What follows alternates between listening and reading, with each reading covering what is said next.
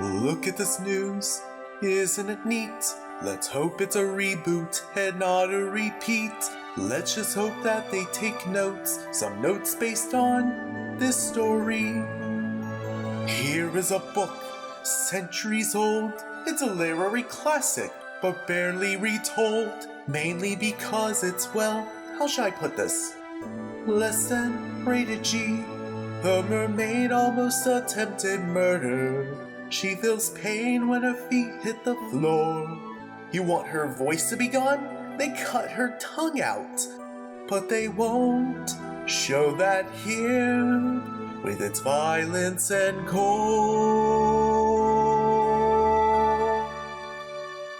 I wanna see nothing done before.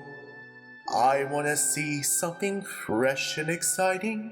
I hope this new remake will, let's be honest here, raise the bar. Nostalgia cash grabbing won't get you far. It makes the film so bland and uninviting. Most these remakes are, let's be honest here, subpar. Please make something good. Please don't waste our time, especially in that long concession line. Wish it would be, but it won't be part of that film. What would I give if we can relive the events in the story? What would I pay if we can relay the events in the book?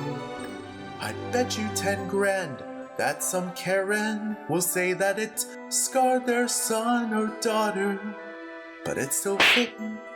We're sick of getting movies that are bland. And I'm hoping they'll show what they wouldn't show. Challenge their emotions like old Don Bluth did way before he made, and let's be honest here, crap. So just to recap, we're finally numb to the pointless movies that have all been redone. Wish it would be, but it won't be part of that film.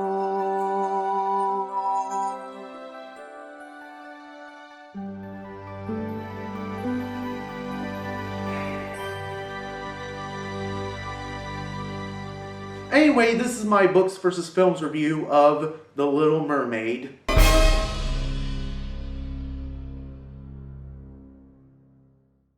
Last time I did a books versus films review on a Disney movie, I took a look at one of Disney's greatest financial failures. However, in the case of today's review, I'm going to be taking a look at a good Disney movie that saved the company from going bankrupt at the time. Yeah, before Disney became the money-hungry juggernaut that we all know of today, there was a time where Disney movies weren't doing that well at the box office. However, that all seemed to change when Jeffrey Katzenberg, yes, that Jeffrey Katzenberg, decided that the company needed to go back to their roots by finding public domain fairy tales to exploit for their own personal gain, which is a common practice that is still being used today. I mean, have you seen what they've done to Winnie the Pooh after he went into the public domain? Needless to say, I'm less excited to see that movie and more excited to see the other Killer Bear movie coming out the same month.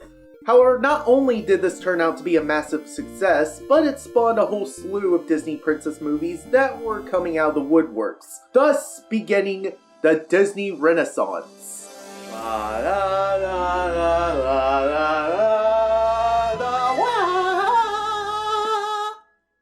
Stop that. Sorry. But despite the film saving the company from financial burdens, how well does it hold up against the Hans Christian Andersen story of the same name? Well, that's what we're gonna find out today. But before we get started, I would like to let you all know that this is all opinion based, so if you like the movie or the book or the movie, that's all fine and good. Just try to be civilized about it. I mustn't overreact. I must remain calm. Anyway, with that being said, let the battle begin!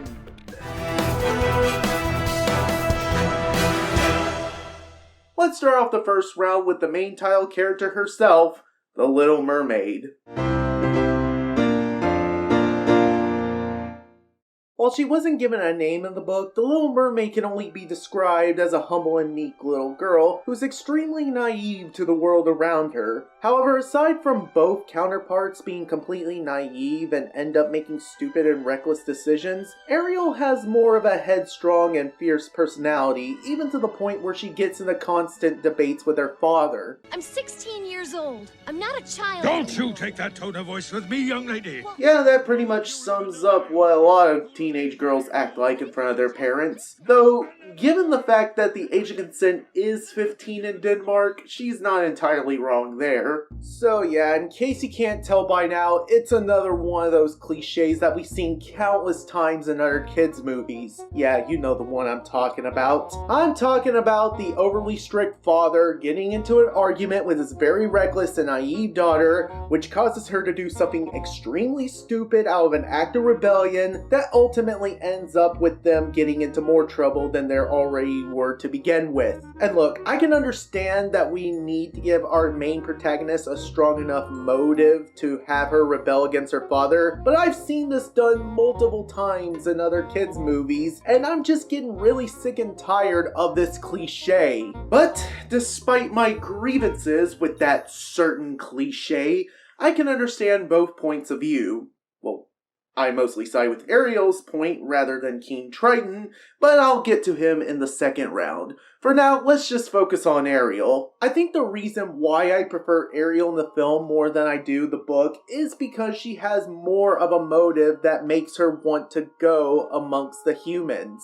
Now sure, I can understand why people would come to the conclusion that she's only doing this for Prince Eric, but let's put her situation into perspective. At the very beginning of the movie, we see Ariel having a curiosity for human culture and the stuff that people use on a day-to-day basis. So much so that she keeps a whole entire collection of these items in secret while wishing to go to the land above her. Heck, there's even a song explaining that her whole entire dream was to grow legs and walk with the humans. And that was way before she met Prince Eric. Plainly put, she's sick of this life. She wants to experience something new, something that she never had and never will have because King Triton has a prejudice towards the humans. In fact, he's so prejudiced towards these humans that he goes as far as to destroy Ariel's secret collection just to prove a point. So, being fed up with her father, and rightfully so, she goes to make a deal with Ursula in order to live out her lifelong dream. And what's the reason for the Little Mermaid in the book to gain an immortal soul? She just mostly wants to get with the guy.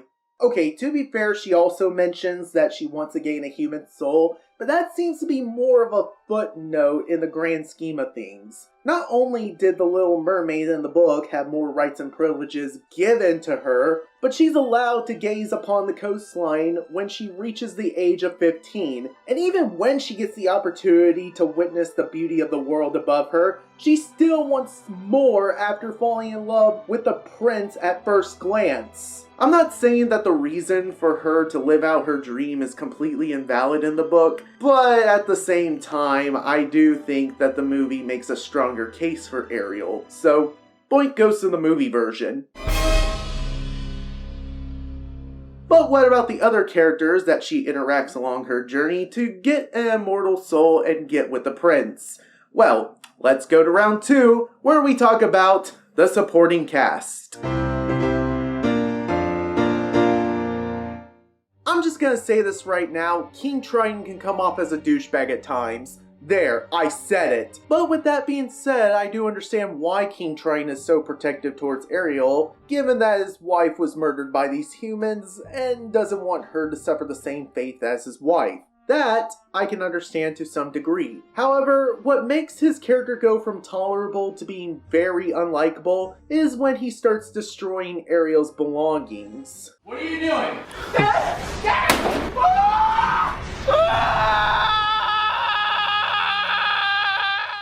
Now, I don't have any kids, nor do I understand the struggles of being a parent, but come on, this is way too far! The book's version of King Triton was more relaxed and reasonable, allowing his daughters to visit the shorelines as long as they do so from a safe distance. But in Disney's version, they made him into this overbearing father stereotype who thinks he's doing a good job by showing his daughter tough love, but ultimately ends up doing more harm than good. You can definitely tell that he loves his daughter and wants what's best for her, but at the same time, his parental judgment can get very misguided. Heck, even after the whole incident occurred, he begins to admit that he was in the wrong and learn from his mistakes, so I guess that's somewhat of an improvement. We also get the Little Mermaid sisters in both the book and the movie, but it seems like the movie only gives them about a few minutes of screen time, while she spends most of her time talking to her animal sidekick friends, like most Disney princesses tend to do. But to their credit, they do love her like a sister and would be able to do anything to help her out, so I guess in a way it kind of feels like they have some sort of family dynamic going on, even though they're not related to one another. Prince Eric is pretty much the same in both mediums, so there's nothing that much to discuss about him. However, I will say this much. At least he got to know Ariel more than the other Disney princesses got to know their significant others. Yeah, when you really boil down to it, Prince Eric spent a whole whopping 3 days to get to know Ariel, while it usually takes a whole day for one of them to get around to popping the question. And the strange part about this whole thing is that he's able to get to know Ariel without a single word of dialogue being spoken. If only it worked the same way with me. But with the dad being likable in the book and the other supporting characters being likable in the movie, it's really hard to decide which one has the better supporting cast. But fortunately enough, there is one character that comes in mind that the movie done a lot better. And that character is the Sea Witch herself, Ursula. Ah yes, Ursula. Arguably one of Disney's best done villains, if not the perfect example of a villain done right. Seriously, is it any surprise why so many people have listed her as one of Disney's greatest villains of all time? She definitely earns that title for all the terrible stuff she has done throughout the entire movie. She emotionally manipulates people at their most vulnerable moments, pretends to care about their well-being, only to make them into whatever these things are, and she would constantly go out of her way to make sure that they will fail in completing their ambitions in life. The book's version, on the other hand, doesn't even portray her as a bad guy at all. If anything, she's openly honest about how the procedure is gonna go and the consequences leading up to her decision. And even when she fails at completing her test, she makes a deal with her sisters to give her a way out in exchange for their hair, of course. So yeah, needless to say, she's less of a villain and more of an honest woman who is willing to make a deal with her. And because the villain was done a lot better in the movie, and the only unlikable character in the movie is Triton, I'm gonna have to give this point to the movie. So yeah, the movie does have the better characters, but which one of the two has the better story? It all comes down to the final round, where we talk about the story. Both the book and the movie share similarities in both the first and second act, with some gory details cut out of the Disney version, for obvious reasons. However, the biggest night-to-day transition between the two mediums has to be the third act of the story. While the movie resolves pretty quickly with a safe and happy-go-lucky fairy tale ending, the third act of the book is, well, rather grim. After the Sea Witch gives the Little Mermaid the ability to walk and breathe above water, she tells the Little Mermaid that she needs to marry the prince or else she'll die and become the foam of the sea. But it turns out that the prince has eyes for another woman and plans on marrying her. Oh, what's a girl to do? I know! Murder! And I'm not joking either. The witch gives her a way out to return back to her original form by killing the prince and letting his blood touch her legs. However, the Little Mermaid doesn't have the heart to go through with it, and subsequently enough, she owns up to the consequences of her actions. Yeah, doesn't sound like a pretty happy ending now, does it? But then again, she does eventually gain an immortal soul after the selfless act that she'd done for the prince, so I guess that kind of counts as a happy ending?